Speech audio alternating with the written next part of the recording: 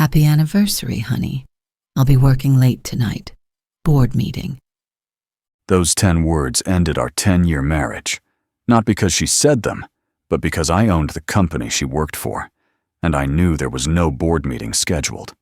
She had no idea who she'd been sleeping next to all these years. My name is John, 50 years old, and for 10 years, I played the part of the quiet consultant husband perfectly. Too perfectly, as it turned out. Thank you for listening. If this story resonated with you, leave a comment below and subscribe to this channel for more infidelity stories and cheating wife stories on YouTube. That morning started like any other anniversary. Me arranging white lilies on our kitchen table, her favorite flowers from when we first met. Mary breezed past them without a glance, her heels clicking against the tile like a countdown timer. She was scrolling through her phone, smiling at something that wasn't meant for me. Happy anniversary, I said, testing the waters. She looked up, startled, like she'd forgotten. Oh, right. Thanks. A pause, then that practiced smile. Busy day ahead. You know how it is. I did know. I knew because I'd built the company she worked for from nothing. Every brick, every contract, every employee, including her. But I'd kept that secret buried under layers of shell companies and trusts. Why? Because when we met, I wanted to be loved for who I was, not what I owned. Funny how that backfired. She grabbed her bag, already halfway out the door. Don't wait up. Board meeting tonight. That's fine, I said, my voice steady as granite. The door clicked shut. I stood there, staring at those lilies, and made a decision that would change everything. She thought she knew me. John the consultant, John the pushover, John the fool. She was about to meet the real me. I drove to my real office that morning, not the shared workspace downtown where I pretended to work, but the warehouse on the edge of town. Behind a nondescript door was my command center, walls lined with monitors, servers humming with purpose. This was where I really worked, where I'd built my empire in secret. I settled into my leather chair and pulled up the security feeds from her office. There she was, 9th floor, corner office, a position I'd made sure she got, though she never knew. She was with Peter, the 25-year-old personal trainer she'd hired for employee wellness. Her hand touched his arm, lingering too long. They laughed at something on his phone. My pulse didn't race. It sank, slow and cold, like ice forming over a lake. I'd suspected for months. Late nights, new perfume, the way she'd turn her phone face down at dinner. But suspicion and confirmation are different beasts. One gnaws at you, the other sets you free. I pulled up her calendar. Board meeting at 7 p.m. I checked the corporate schedule. Nothing.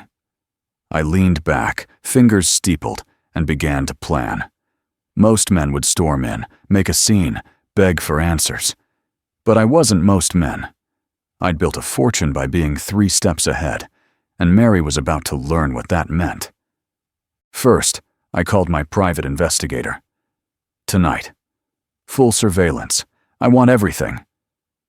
Then I opened my laptop and logged into the tracking software I'd installed on her phone months ago. Nothing invasive, just a precaution I'd never needed until now. By 7:30, her GPS showed her at L'Atelier de Céline, the French restaurant downtown where we'd celebrated our first anniversary. How poetic.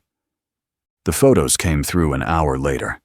Mary in a red dress I'd bought her, Peter in a shirt too tight for his overdeveloped chest. They shared dessert, fingers intertwined. In one photo, she was laughing, head thrown back, more alive than I'd seen her in years. I felt nothing. No rage, no tears. Just a switch flipping, a plan clicking into place. I stood and walked to the safe hidden behind a false panel. Inside were documents she'd never seen. Deeds, contracts, bank statements. Our entire life together. built on my hidden foundation. I grabbed what I needed and headed to my car. The mansion sat on a hill overlooking the city, all glass and steel, a monument to success. I'd bought it a month ago, cash, under another shell company. Mary never asked where I went during my client meetings. She never asked about anything anymore. I walked through the empty rooms, my footsteps echoing. This would be my new beginning. The house we shared, the life we'd built, or rather, the life I'd funded while she played house. That would be her past by morning. I pulled out my phone and started making calls. My lawyer, my accountant, my realtor. By midnight, the wheels were in motion. Joint accounts frozen, credit cards canceled, house listed for immediate sale. She thought she was playing me, but I owned the board. The next morning, I woke in the mansion. No more pretending. I dressed in my best suit, charcoal gray, the one she said made me look almost distinguished. Today, she'd see exactly how distinguished I could be. Her car wasn't in our driveway when I drove past, still at Peter's probably. I headed straight to the company, my company, though she didn't know that yet. The building rose before me, 30 floors of glass and ambition. I'd designed every inch, hired every employee, including the woman who'd betrayed me. The security guard nodded as I passed. He knew me, even if the rest didn't. Lisa met me in the lobby. My real secretary, not the virtual assistant Mary thought I had. Lisa had been with me 5 years, loyal, efficient, and today, my witness. "Everything ready?" I asked. She nodded, handing me a folder. Board meeting at 9. She'll be there. "There's no board meeting scheduled," I said. There is now. Lisa's smile was sharp. Emergency session. All hands. We took the elevator to the 9th floor. The office hummed with morning energy, phones ringing, keyboards clacking. Heads turned as I passed. They didn't know me, but they felt the shift in the air. The conference room was at the end of the hall, glass walls showing Mary at the head of the table, presenting to her team. She wore navy blue, professional, put together. No sign of last night's adventures. I pushed open the door. The room went silent. John? What are you doing here? Her voice cracked. I walked to the center of the room, Lisa behind me. "Emergency board meeting," I said. "I called it." She laughed, nervous. You can't call a board meeting. You don't even work here. "Actually," I said, opening the folder, "I own here." The words hung in the air like a sword. I pulled out the documents, incorporation papers, ownership records, her employment contract with my signature at the bottom. Not as John the consultant, but as John Harding, founder and sole owner of Apex Industries. That's impossible, she whispered. 10 years ago, I said, addressing the room now. I built this company from nothing. Every department, every policy, every paycheck comes from me, including yours, Mary. The color drained from her face. You're lying. This is some sick joke. Lisa stepped forward, tablet in hand. The wall screen lit up with corporate documents, my name clear on every one. The room gasped collectively. I wanted to be loved for who I was, I continued, eyes locked on Mary. Not what I owned. So I hid it. Played the consultant husband, while you played the ambitious manager. But last night, while you were at Celine's with Peter, I decided to stop pretending. She gripped the table. You were spying on me? I was protecting my investments, I corrected. All of them. The company, the house, the marriage. You failed to maintain value in that last one. John, please. You're terminated, I said, sliding a box across the table. Effective immediately. Security will escort you out. You can't do this. She stood, shaking. I'll sue. With what? I asked calmly. The joint accounts I've frozen? The credit cards I've canceled? The house I'm selling? Or were you counting on Peter to fund your legal battles? At Peter's name, she crumbled. The 25-year-old trainer who'd whispered promises in expensive restaurants wouldn't be answering her calls once the money dried up. We both knew it. 5 minutes, I said, turning to leave. That's more than you gave our marriage. I walked out, Lisa beside me, leaving Mary in that glass room with her former subordinates watching her fall. In the elevator, Lisa spoke quietly. That was brutal. That was necessary, I replied. By afternoon, the private investigator sent updates. Mary at the bank, arguing with tellers. Mary at Peter's apartment, pounding on his door while he pretended not to be home. Mary at a cheap motel, her designer luggage looking absurd in the dingy parking lot. I felt no satisfaction yet, just completion. Phase 1 was done.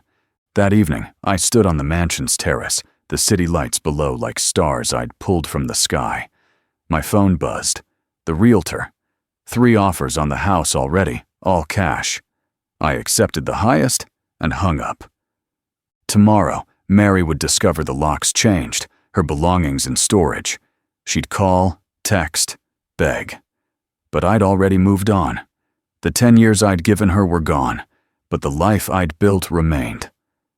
Lisa arrived as the sun set, contracts in hand. We worked in comfortable silence, planning the company's next moves without Mary's interference. When she handed me a pen, our fingers brushed, and for the first time in years, I didn't pull away. Coffee? I offered. She smiled.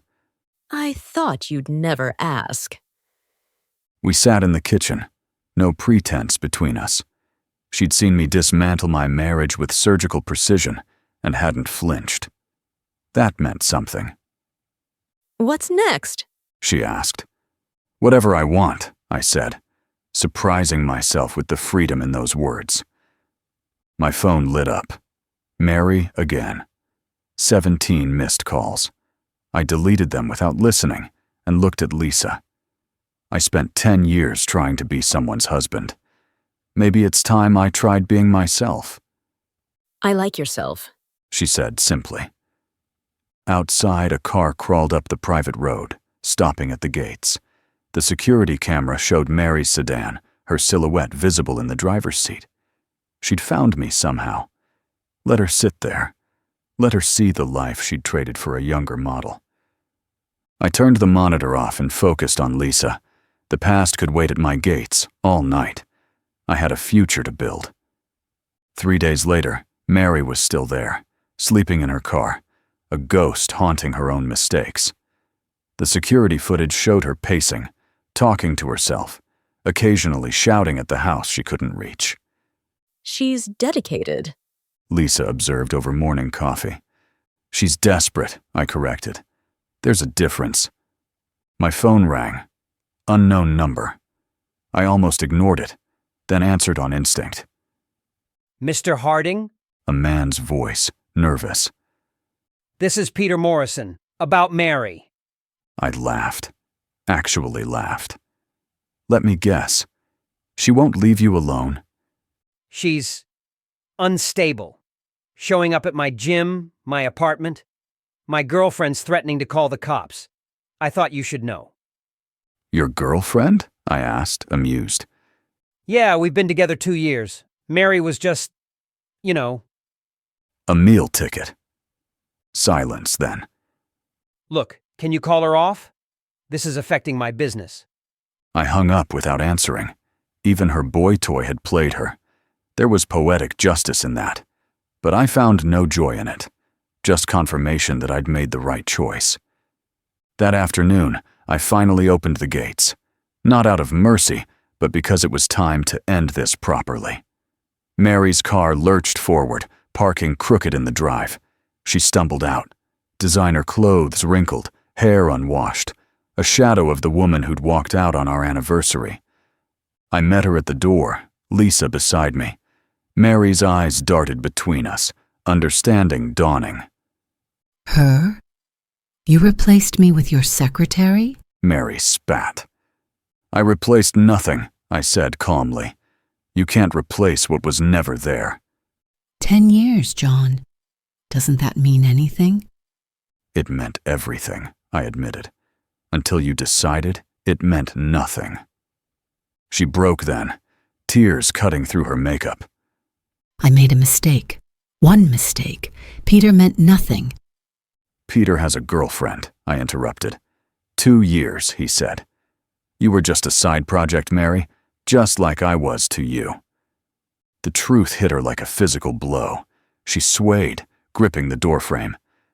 Please, I have nothing. Nowhere to go. You have exactly what you gave our marriage, I said. Nothing. I'll do anything. No. The word was final. You'll do what you should have done years ago. Figure out who you are without someone else's money. I stepped back, ready to close the door on 10 years of my life. But Mary had one last card to play. I know about the offshore accounts, She said quickly. the tax havens. I saw the documents in your office months ago. Give me what I want, or I go to the IRS. I felt Lisa tense beside me, but I smiled. You mean these accounts? I pulled out my phone, showing her screenshots. The ones I disclosed to the IRS 3 years ago? The ones I pay full taxes on? The ones my lawyer has complete documentation for? Her face crumbled. Even her blackmail was built on assumptions. You never knew me, I said quietly. Never tried. You saw a convenient husband, a wallet with legs. But I saw you, Mary. Every moment, every lie, every betrayal. I saw it all and kept loving you anyway, until you made it impossible. John, Goodbye, Mary. I closed the door. Through the window, I watched her sink to her knees in my driveway, sobbing. After a few minutes, she stood, walked to her car, and drove away. The last time I'd ever see her. Lisa's hand found mine. You okay? Better than okay, I said, meaning it. I'm free. We went back to the kitchen, back to our coffee and contracts. The business needed restructuring without Mary's department. We had work to do, a future to build. But for the first time in 7 years, I was building it for myself. That night, as Lisa gathered her things to leave, I stopped her. Stay for dinner. I'm cooking. She raised an eyebrow. You cook. Another secret Mary never discovered, I said. She stayed. We talked until midnight, not about business or betrayal, but about dreams, travels, the lives we wanted to live. She told me about her love for jazz, her fear of flying, her secret ambition to write a novel. I told her about my classic car collection, my charity work, the man I'd been before I'd started hiding. When she finally left, I stood in my empty mansion and felt it filling with possibility. Mary had taken 7 years, but she'd given me something precious in return, the knowledge of my own worth. My phone buzzed, a text from my lawyer. Divorce papers filed. Uncontested due to abandonment. You'll be free in 60 days. I deleted the message and looked out at the city lights. Somewhere out there, Mary was learning what it meant to be alone. Peter was with his real girlfriend, counting the money Mary had spent on him. And I was here, in my truth, with someone who saw me clearly and stayed anyway. They say revenge is a dish best served cold, but I'd learned something better. Success is a life lived well, without apology and without masks. And that's exactly what I plan to do. If this story moved you, like this video and subscribe for more infidelity stories, cheating wife stories, lost love chronicles, and inspirational stories about finding the strength to start over.